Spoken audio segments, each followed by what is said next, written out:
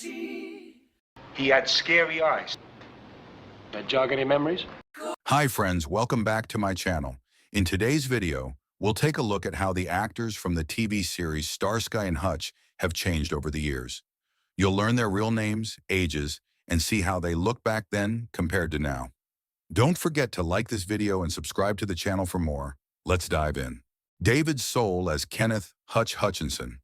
Calm, cool, collected, and a health food nut, Detective Ken Hutchinson rolled with the punches after moving from quaint, cold Minnesota to balmy California. There he was forced to work with a fiery hothead. At least he had his old reliable car, the Ford Galaxy 500. Oh, wait, it's broken again. No one could play a fish out of water better than David Soul, who changed life trajectories faster than flipping a light switch. He might have gone the history and politics route, but the sweet thrum of a guitar was irresistible, and so began his music career. He was the masked musician, or the covered man, on the Merv Griffith Show to make sure people just appreciated the music, nothing else. He then made his acting debut with an episode of Flipper in 1967, before landing a series lead alongside teen heartthrob Bobby Sherman in the classic TV Western, Here Come the Brides. In 1973, Soul portrayed a corrupt cop in the Clint Eastwood thriller Magnum Force, and TV execs saw the potential.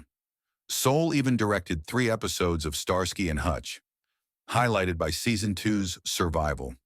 He'd direct other hit shows, with the last being an episode of In the Heat of the Night, Season 4, in 1990.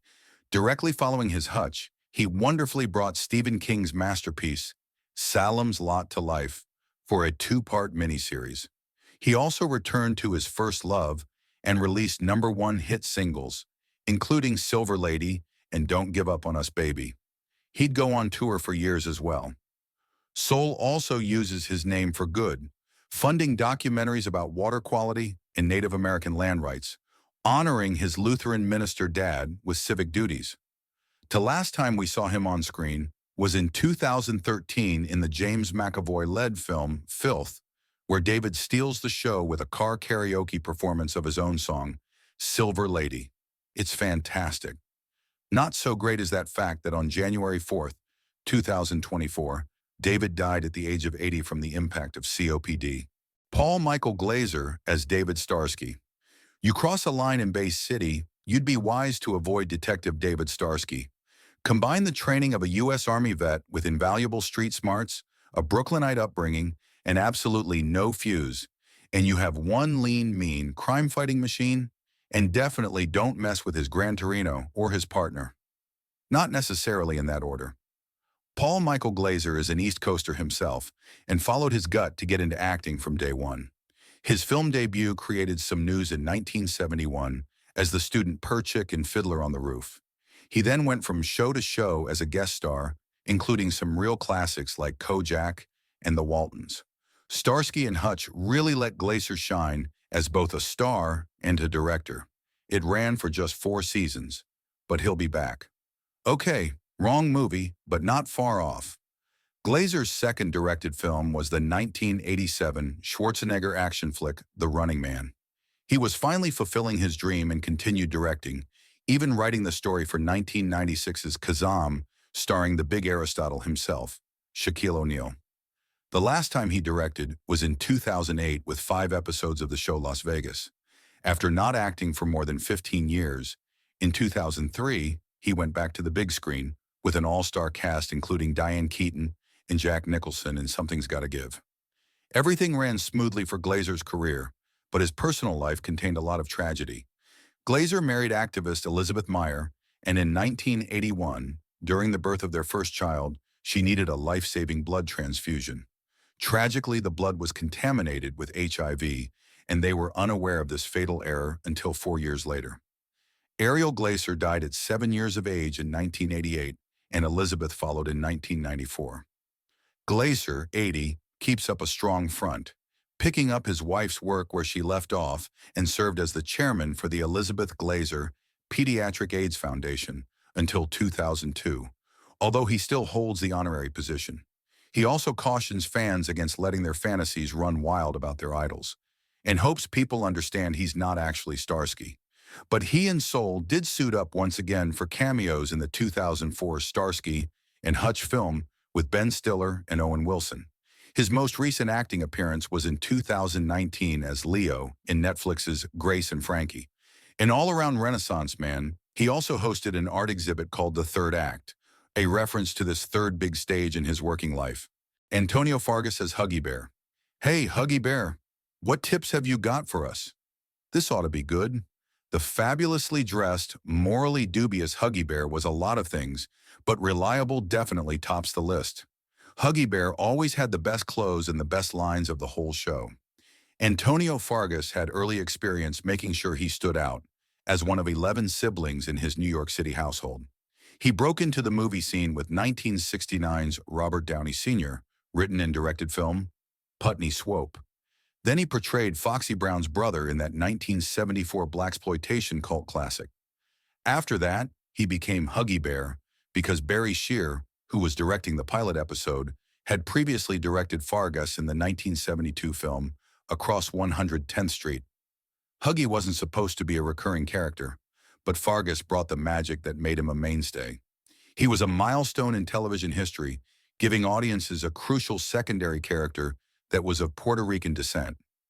Fargas almost got his own show as Huggy, ditching the bar in favor of becoming a private eye.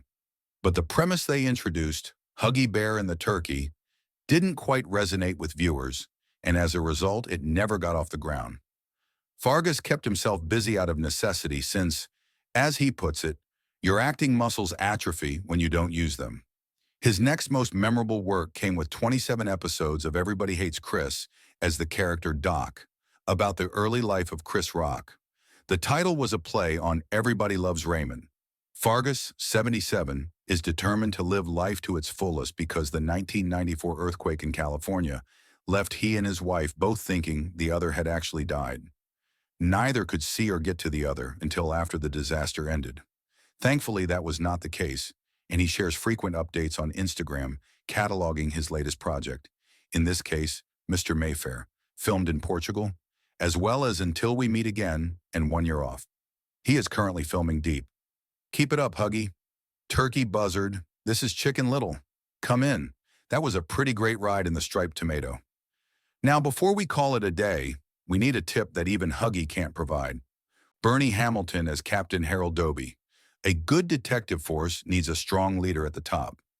Thankfully, Bay City had the no-nonsense and often angered Captain Doby, a true professional who knew how to pack a great lunch. But his true nature as a family man always found a way to shine through and extended to his two goofball detectives. Being from California himself, Bernie became an unsung powerhouse by never falling into stereotypical roles for African Americans. His film debut was as Ernie in 1950's The Jackie Robinson Story, which starred Jackie himself. Then he broke new ground in One Potato, Two Potato. Filmed in black and white, the harrowing story about racial injustice had Bernie cast with a white wife and preceded the more famous Guess Who's Coming to Dinner. The part of Captain Doby was originally going to be a white actor, but producers Aaron Spelling and Leonard Goldberg remembered Bernie from a previous police role, and as a result, Bernie didn't even need a screen test and secured the part. Bernie's final acting role came from an episode of The Love Boat in 1985, right as he began to switch concentrations. Bernie's brother was prominent jazz drummer Chico Hamilton, and music appealed to Bernie too. So, the actor-turned-musician founded the record label Chocolate Snowman and proceeded to produce and sing on the album Captain. Doby sings the blues. He'd continue to produce R&B as well as gospel albums for decades. After a groundbreaking career, Bernie Hamilton died in 2008 at the age of 80 from cardiac arrest. What was the best moment or episode from Starsky and Hutch? The shock from Hutch's car exploding was definitely a highlight. What are your thoughts on the 2004 film remake? Let us know in the comments below.